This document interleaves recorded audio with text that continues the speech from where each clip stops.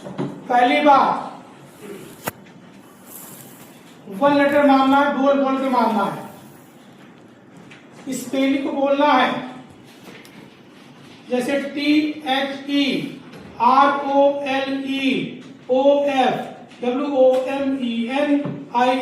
ऐसे बोलना है। दूसरा बात,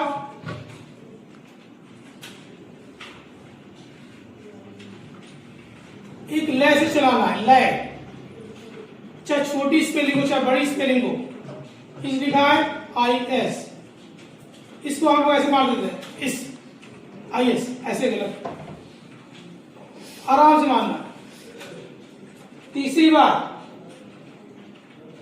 जो ज्यादा इंपॉर्टेंट है, सोचना बिल्कुल नहीं है।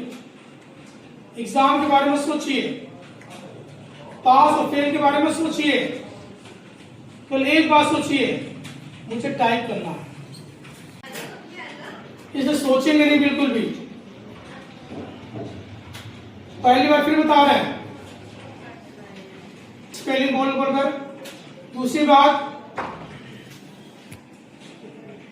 एक लय से चलाना है। तीसरी बात,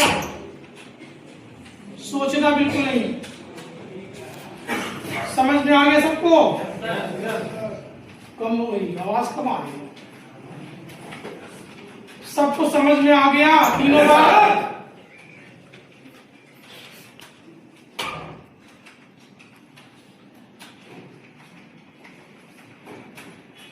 तैयार? बुक में अलर्ट, गलती नहीं, आराम से वन लेटर बोल बोल के स्टार्ट।